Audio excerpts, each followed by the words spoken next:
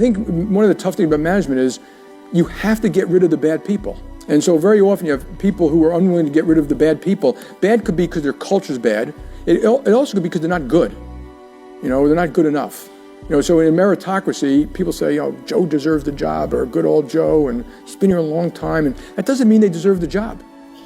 And in sports, if you're not batting 250, you're not going to be playing second base. And it's very easy to take out a pitcher who's not doing a good job. In business, they're left in those jobs for a long time. I'm not saying treat them disrespectfully.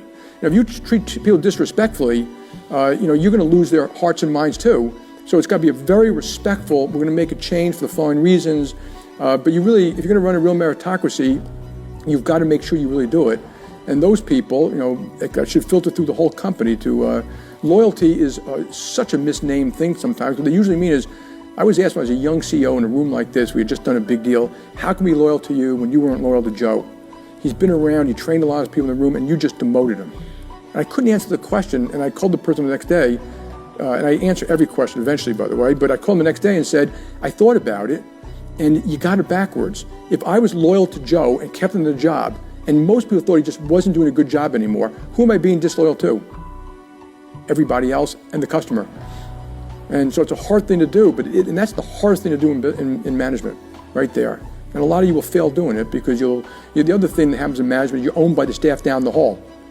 And they all take care of it. Don't worry about it, take care of it. Basically, that becomes a club.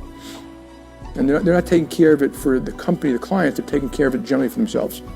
And so you have to be very, very careful in management about why you're doing what you're doing, and who gets to speak up, and who's in the room, and things like that.